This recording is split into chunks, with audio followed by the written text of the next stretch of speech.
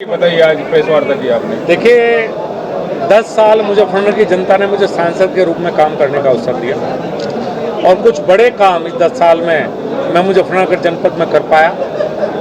मुजफ्फरनगर की जनता के सुख दुख में हमेशा खड़ा रहा। तो मैं आज उन्हें 10 साल जो मुझे मौका दिया उसके लिए धन्यवाद करना चाहता हूँ। इस बार भी 4.5 लाख के करीब वोट मुजफ्फरनगर की जनता ने मुझे दिए। मैं इसके लिए उनका आभार व्यक्त करना चाहता हूँ कि मुझे इतना भारी समर्थन ने दिया। मंत्री जी, इस चुनाव में कमी कहाँ मान रहे हैं आप, कहाँ चूक हुई? मैंने अभी बताया था, मुस्लिम मतों का ध्रुवीकरण और हिंदू जातियों में बिखराव। हिंदू की वोटिंग परसेंटेज कम और मुस्लिम की वोटिंग परसेंटेज ज़्यादा है। इस चुनाव में मुख्य रूप से हार का आधार रहा। मंत्री जी, आपकी पार्टी के पूर्व विधायक विक्रम सैनी ने जिला अध्यक्ष पर आरोप लगाया कि उनकी वजह से अब ये चुनाव आ रहे हैं। विक्रम सैनी और सुधीर सैनी दोनों ने मेरे चुनाव में दिल से मेहनत की है। आपस का इनका विवाद हो सकता है, मेरे चुनाव से लेकर कोई बात नहीं, दोनों में। मंत्री जी कह रहे हैं कि उनकी अनदेखी करी गई। अगर कार्यकर्ता ने बात की है तो मैं इसे स्वीकार कर लूंगा और सुधार करने का प्रयास करूंगा। मंत्री, जिस तरह से आप विकास कर रहे थे, क्या विकास पर रोक लगे, आगे बढ़ेगा विकास? हाँ, दिक्कतें तो चूंकि केंद्र में भारतीय जनता पार्टी की सरकार है, प्रदेश में भारतीय जनता पार्टी की सरकार है और हमारे जो नवनियुक्त सांसद है, जिन्हें मैं बधाई दूंगा सबसे पहले तो चुनाव जीतने की, उनका कभी फोकस विकास की तरफ नहीं रहा। वो थाने तहसील की राजनीति हमेशा ज़्यादा करते रहे और उसी पर शायद उनका फोकस रहा है। तो एक आपका विजन होना चाहिए, फोकस होना चाहिए। मैं तो उनसे अनुरोध करूंगा कि विकास की राजनीति की शुरुआत के जनता ने उनको मौका। मंत्री जी, नए सांसद को कोई आपकी सलाह, जो आप पायलट प्रोजेक्ट कोई बनाना चाहते हो, इस तरह का कोई विकास कार्य कराना चाहते हो? RRTS के बहुत नज़दीक हम हैं। दिल्ली से मेरठ आ चुकी है, मेरठ से मुजफ्फरनगर आनी है, DPR तैयार हो चुके हैं, प्रेजेंटेशन हो चुकी है। कृपया करके उस पर ध्यान दें। नया मेडिकल कॉलेज लाने की प्रक्रिया में है, मेडिकल कॉलेज का आगे बढ़ाएं काम। एक नया नेशनल हाईवे है जो हमें हरियाणा, पंजाब और उत्तर प्रदेश से जुड़ेगा, उस पर काम करने का प्रयास करें। मंत्री, चुनाव के दौरान संगीत सोम के कई बयान आए, उस बयान का बड़ा नुकसान देखा जा रहा है, अगर माना जाए तो। जी, मुख्यमंत्री की रैली हुई है, रैली होने के बाद तुरंत बाद उनका बयान आता है, लेकिन ऊपरी तल में मतलब माना जाए प्रदेश अध्यक्ष या कोई कार्रवाई नहीं की गई, जबकि इतने बयान अलग अलग बयान आए।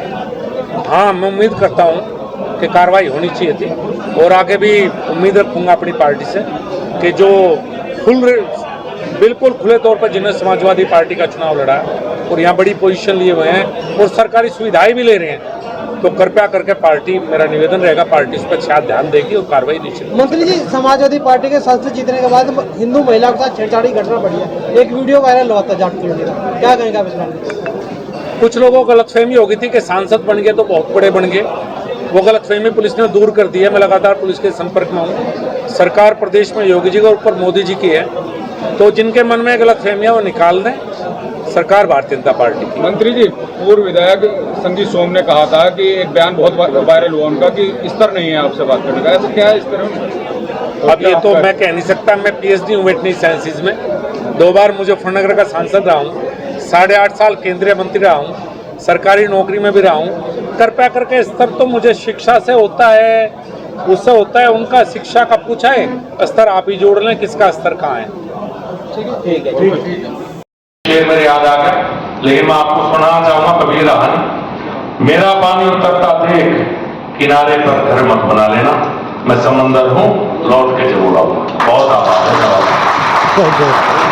आप सबके माध्यम से पूरे देश की जनता को बधाई देता हूं कि जिन्होंने भारतीय जनता पार्टी और NDA को इतना बम्पर वोट देके तीसरी बार देश के यशस्वी प्रधानमंत्री नरेंद्र भाई मोदी जी को बनाया।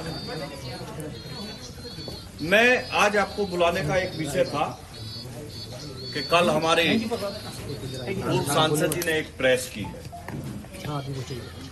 और उन्होंने प्रेस में एक आरोप लगाया है कि मुझे चुनाव संगीत सोम ने हरवाया। मैं भारतीय जनता पार्टी का समर्पित कार्यकर्ता हूं।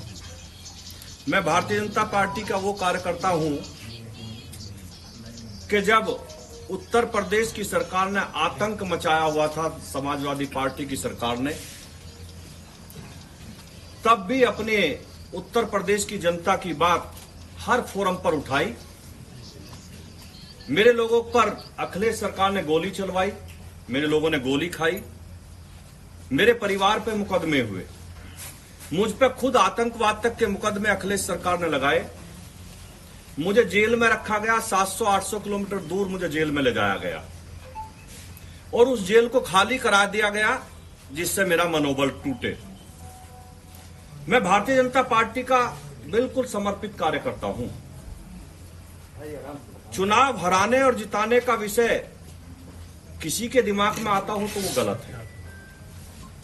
चूंकि मैं भारतीय जनता पार्टी के लिए काम करता हूं, किसी कैंडिडेट के लिए काम नहीं करता, मैं कमल के फूल के लिए काम करता हूं। मेरी पार्टी ने मुझे जिम्मेदारी दी गई थी कि सरधना विधानसभा पार्टी की जीतनी चाहिए। इतनी विपरीत परिस्थितियों के बाद जब सरधना में कोई विकास ना हुआ हो, सरधना की जनता पे मुकदमे कराए गए हों, सरधना के लोगों को जेल भेजा गया हो, लेकिन उस विपरीत परिस्थिति के बाद भी भारतीय जनता पार्टी सरधना पे बराबर रही, हार कर नहीं गई। हारने का कारण माननीय मंत्री जी को खुद देखना चाहिए। विधानसभा में क्यों हारे, वो चरथावल जैसी विधानसभा में क्यों हारे। हमारी वो विधानसभा है वे जिसमें वो कहते हैं कि मैंने विकास के नए आयाम रचे हैं। मुजफ्फरनगर विधानसभा हमारी ऐसी विधानसभा है भारतीय जनता पार्टी की, जिस विधानसभा को विपरीत परिस्थितियों में भी भारतीय जनता पार्टी 30 से 40 हजार वोटों के मार्जिन से जीतती है। लेकिन इस बार उस विधानसभा को भी हम 800 वोटों से जीते। खतौली विधानसभा हमारी ऐसी विधानसभा है जिसे 30 से 40 हजार मार्जिन से पार्टी जीतती है, हम उसे भी शायद 2000 वोटों से जीते। हम मुजफ्फरनगर की जो माननीय बालियान जी की हमारे भाई हैं, जो उनकी घर की विधानसभा है चरथावल और बुढ़ाना, ये उन्हीं दो विधानसभाओं पे हारे। तो उन्हें चिंतन मनन ये करना चाहिए कि आखिर मैं घर की विधानसभाओं पे क्यों हारा। पार्टी के अगर वो समर्पित कार्यकर्ता हैं तो हम कार्यकर्ताओं का एक फोरम होता है। अगर किसी ने कोई गलती करी है और किसी की कोई शिकायत हमें एक दूसरे से है तो हम अपनी पार्टी फोरम पे बात रखते हैं। पार्टी का हमारा प्रदेश नेतृत्व है, हमारा राष्ट्रीय नेतृत्व है, हम अपनी बात वहां रखेंगे, ना कि मीडिया के सामने रखेंगे। मुझे तो मीडिया के सामने इस बात के लिए आना पड़ा क्योंकि मुझ पर नाम लेकर आरोप लगाया गया। मैं भारतीय जनता पार्टी के अपने नेतृत्व से यही कहूंगा कि इस सारे विषय की जांच होनी चाहिए।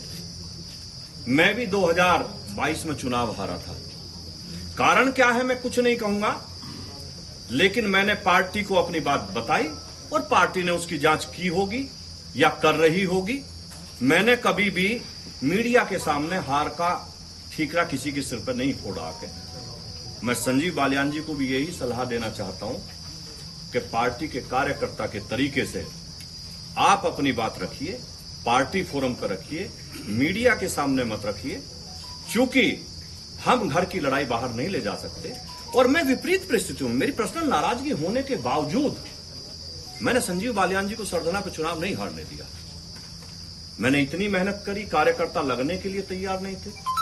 चुनाव के दिन आपकी जानकारी के लिए मैं बता दूं, जो हमारी पार्टी के बचते गए वो भाजपा के बूथ अध्यक्ष से लेकर सपा के बूथ अध्यक्षों को दिए गए। लेकिन उस परिस्थिति में भी हम लोगों ने भारतीय जनता पार्टी को चुनाव जिताया। हर गांव में कोशिश करी कि चुनाव जीता जाए। भारतीय जनता पार्टी का कार्यकर्ता ही चुनाव जिताएगा, ना कि समाजवादी पार्टी का कार्यकर्ता चुनाव जिताएगा। मैं आज आप लोगों के बीच में यही कहने के लिए आया था कि मैं भारतीय जनता पार्टी का समर्थित समर्पित दोनों तरीके का कार्यकर्ता हूं। मैं अपनी पार्टी के लिए दिन रात जी जान से मेहनत करता हूं और वो हमेशा करता रहा। हार जो है भीतरघात की वजह से हुई और विभीषण बताया जा रहा है कि पार्टी के अंदर विभीषण मौजूद है। वो विभीषण किसे कह रहे हैं? अब ये तो आपको संजीव बालियान जी से पूछना पड़ेगा कि वो विभीषण किसे कह रहे हैं।